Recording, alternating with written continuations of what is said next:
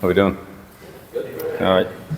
Well, we're kind of grinding through the last week of camp here. We've got some practices this week, and then obviously the preparations for TCU. So it's kind of our last chance to really nail down, the fundamentals and some of the pillars that would take us through the season, both individually and individual fundamentals, and also some foundational things, offensively, defensively, and in the kicking game that will come up, probably in every game, or elements will in every game. So hopefully getting a little bit of heat this week. Looks like it's starting to warm up. That's good.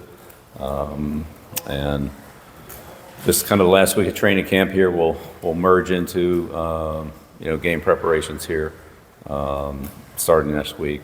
But we're just kind of getting through the final stages of our training camp preparations for the season. We'll start in the back middle. Brad Martin, Athletic. Just students back on campus finally, less than 2 weeks out. How do you sort of less excitement around the program now that you guys are so close to the next game? Yeah, well, I mean, excitement for us is honestly every day. Our meetings, our practices, our opportunity to get better, improve things. With training camp ending and classes starting, we're on a different schedule, practicing in the afternoon and so forth. So we have a little less time with the players, a little different schedule, but just trying to make the most of that time. We're on the 20-hour rule now, different than training camp. So it's a little adjustment, but we're still we're ready for it. It's time to get into preparation for games and start playing games here, in less than 2 weeks. Thanks. Front row on the left. Adam Smith in South Carolina. Hey, Bill. Yeah. Just wanted to ask, as you talk about shifting gears into game prep mode next week, because that first game is on a Monday, and then you turn around and you got 5 days to the second game. Like, when you get into next week, are there challenges in terms of the actual game prep where it's not a normal week leading up to a Saturday? How do you think you try to navigate that? Well, it'll be similar to what we had in the NFL, where we had Sunday and Thursday games. Every team in the NFL had a Thursday game, so that goes all the way back to some Thanksgiving games. Really, at the beginning of my career, we had those. So that Sunday to Thursday is a quick turnaround. It happens one time, so that'll be a little bit different than all the rest of the weeks. But we'll try to make the most of that opportunity in compliance with our time constraints and rules and travel and so forth. But it is what it is. We've talked about it, we planned for it, but we're not worried about it right now. We'll deal with that when we get to it. The Monday night game is since it's the opening game, it doesn't really. We just pretend like it's a Saturday game and back everything back on a daily basis to make Monday look like Saturday. It'll be the next short week that'll have the bigger adjustment. Thanks, Adam. Front right. Yeah, please. Andrew Jonestown, 24/7. Andrew. What have you learned from both lines of scrimmage now that you guys have had a chance to hit a lot in the last week and a half? It's really all about fundamentals. It's all about fundamentals. There are times when we do things well and they look good, and then there's times when we fundamentally don't do things well and they don't look good. And so it's really about consistency, footwork, and especially on the offensive line, all 5 guys seeing the game kind of through one set of eyes, all recognizing what the front is, what our adjustments are in the blocking schemes, and how the 5 of us are going to block 5 opponents or 6 in pass protection if there's a duel on or something like that. But making sure that all 5 of us see it the same way, because if one of us is off, then that's a problem. So, but the little things, the fundamentals, the footwork, the hand placement, the blocking techniques, and defensively, defeating one-on-one blocks, defeating double team blocks, defeating combination blocks, as well as transitioning from the running game to pass rush and play action passes. And then our pass rush on third down. There's a lot of different skills that need to be worked on in pads, in competitive contact situations that we weren't able to do. And so we're making progress on all those. But when you look at it, it's a decent amount. And then we start adding pass rush games and run stunts where multiple people are involved in movement on the defensive line. Again, it involves more than just my technique. It also involves collectively 2 or 3 of us working together on different stunts and so forth. So, it's more to work on than we have time to work on. We're moving ahead with it. Like everybody else. If we had 6 weeks to prepare, we could use all 6, but we don't. We'll take the time that we have, and we'll be ready to go and go on from there. Quick follow-up on that. You said that before you guys started doing that, that's where you're going to get a lot more answers with those guys when you start getting. Yes. Have you got a lot of the answers you were looking for on those sides? Well, as I said, it's very much of a work in progress. But we know a lot more than we did, for sure, a lot more. But we still have a long way to go, and players are improving, and we'll just see what the rates of improvement are. Some guys are maybe improving at this kind of rate, and other guys here, and then there's a talent level, and then it's how players work together. It's not necessarily,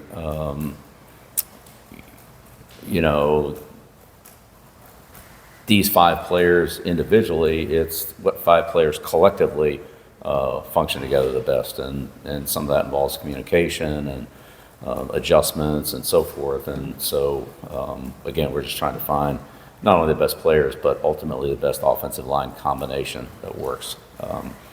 And so, we've also moved some players around a little bit so that, centers and guards, a little bit of guard and tackle, swing tackles. Again, just to try to make sure that we give everybody an opportunity, but at the same time not make it too confusing or, too much of a, mental gymnastics. Want to play aggressively, but the flexibility would help them both in their career and also in their understanding of what other players are doing on the same play, which will hopefully help them play better. So it's a combination of those things. Mm-hmm. Right next door. Hey Bill, Noah Westcott, Target 24/7. Nice to meet you. Alex Taylor's meeting with us today. What have you seen out of him this fall, and where have you seen him grow most? Well, again, I've only seen him since the spring, right? I mean, I wasn't here with him last year, but smart guy, very dependable, can play multiple positions, has been productive in multiple areas, down the field and as a route runner, and making adjustments in the passing game based on, rolled coverage, off coverage, press coverage, things like that. So he's one of the players that the quarterbacks have a lot of confidence and trust in, that he's earned through, making good decisions and being dependable over, multiple days, weeks, and routes. So, glad we have him, but really like the versatility that he brings. He can line up in a couple different spots for us, and that helps you formationally. Mm-hmm. Middle left. Bill, Aaron here, BAB. You check your career is you've checked almost every box of championships and so forth. You've done a lot of things. A lot of people would have said, "I'm good with this," but you're still here. You're from ground zero, building a college program for the first time. What is it you think that keeps you as hooked to this sport, to building a team, to preparing for a game? What do you think is the part that has you the most hooked to this? Yeah, really, all of it. I mean, I enjoy all of it. I enjoy the bringing players onto the team, whether that's recruiting or transfer or scouting those players, evaluating them. I enjoy the team building, bring the team together, seeing these guys come together and learn how to become a team, the strategy, the X's and O's, and the competition of it. It's a great conference. There's a lot of great players and teams in this conference, great coaches. Had an opportunity to spend some time with them in a couple different, ACC functions. And, guys like Billy O'Brien that are great coaches, Dabo, ton of respect for them and the programs they run. So, I enjoy all of it and hope that I can help our players and our coaches and our team perform well by doing my job and, giving leadership to the program. As a quick follow, is it much of a different vibe than going through building a team at the NFL level? I mean, is it football, or does it feel different at the college level in that regard? Well, I mean, it's definitely different. The dynamics are different. Once you actually have the players, I mean, that's, I would say, more similar. But, Mike Lombardi, Mike's got a ton of experience doing this. He's been great to work with. He's got a good staff. We have a lot of people who have experiences either with us or similar to the way we want to try to do things and build a program, and that's been really helpful. But the actual coaching the players, that's the coaching part of it. When you talk about building a program, that's very much of a collaborative effort between the scouting and recruiting department and the coaching staff and the support staff as well for trying to bring things together. So, training's a big part of that with Moses and his staff. There's a lot of team building that goes on there. There's a lot of team development improvement that goes on there. So, are the players as strong or as fast as they are when they're 23, 24, 26 years old? Probably not, but I would say the rate of improvement is a lot higher here. We've seen a lot more growth and improvement than what we would in the NFL in terms of, percentages and the raw numbers. Maybe not quite to the heights, but the rate of improvement and the growth percentage-wise has been much greater than what we ever saw in the NFL. So, you know that you're helping the players improve, and they see themselves improving, and generally speaking, they want to work harder so they can see more of it. So it's been very refreshing and say satisfying. And we'll see what we do on the field, but that's, we're coming along there too. We'll see how it turns out. Back right. Michael, on the Carolina Sports Network, what are the challenges that you had in building cohesion with your offensive line in such a compressed amount of time? And as a side to that, is there any adjustment that needs to be made or coached with your offensive line based on whether they have a left-handed or right-handed quarterback in the game? Yeah, I think the lefty-righty thing has, a little bit involved with play calling, especially, play action passes, things like that. When you have to turn your back on the defense and the footwork, I think if you go back and look at like Coach Walsh, Bill Walsh, he's a player a coach that's talked a lot about that, from Montana to Steve Young as an example, and things like that, how it changed the offense. And I would agree with a lot of those. Fundamentally, it's the same, but there are some nuances that are a little bit different. The thing with the offensive line, again, as I mentioned, was just the individual personal development for each player, but also collectively how they work together as a unit. And sometimes if you have to make an adjustment, a player's out, do you move the player behind him ahead, or do you move somebody else from another position over and move somebody up at that position where there maybe there's a little more depth, things like that. Maybe it's a combination of both. But those are the kind of things that it's the five guys that are out there, but I know from experience that very rarely does any team play with the same five offensive linemen through the entire season. It just statistically doesn't happen very often.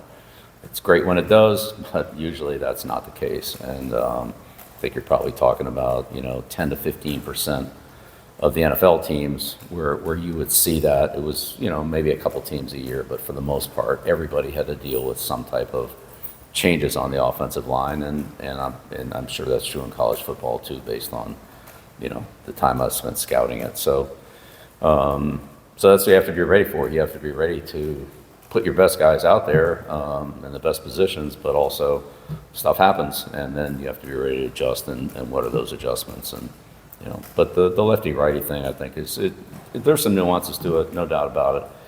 I don't think it's dramatic, though. I think you can still, you run your offense the way you run your offense. Back left. Hey, Bill, from URL. How close do you think you are to naming a starting quarterback, and how would you evaluate that competition so far? Yeah, we're getting ready to do that this afternoon, announce the starting lineups and the play times and how we'd be substituting everything. So Brandon will get that to you as soon as we get done. We want to make sure we get that out there right away. All right, sounds good. If I could follow up, since I appreciate the time sheet. The last time we did talk to you, talked about moving to the evaluation stage. Mm-hmm. What have you kind of taken away from that so far? Oh, yeah, there's no doubt. Some players have separated themselves from others, and that's excuse me. Yeah, that's a big part of what last week and this week really are about, are the evaluations and the separation. Who's earned playing time, who's earned positions, and who hasn't. I think that, will be finalized at a later point in time, but certainly it's starting to, there's starting to be some separation, and experience can be a big factor in that. That's always a hard one when a player who's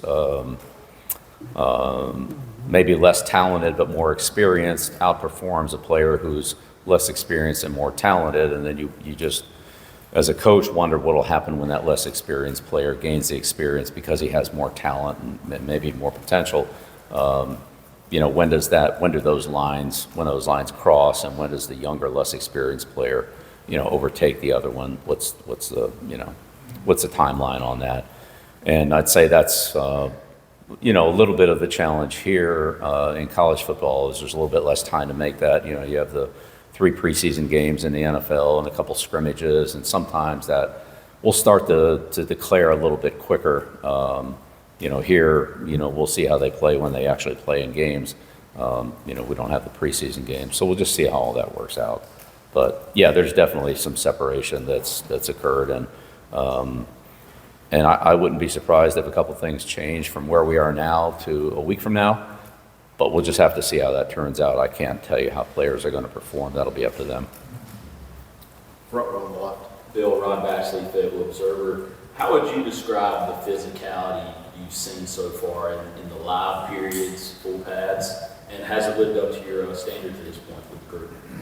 Yeah, we've done a lot more live work here than we ever did in the NFL at any team I was ever on. So that part of it's been actually an interesting thing to see. Some of the coaches that are on our staff that have had a lot of college experience have talked about the necessity to do that. Again, obviously without preseason games, it's we do need to do it, and we've done it. And so it's been good. The intensity's been good. The competitiveness has been good. I think we've really emphasized trying to learn how to practice and practice very competitively, but at the same time, taking safety into account, knowing that we're, got to take care of our teammates, and the players have done a really good job of adapting to that.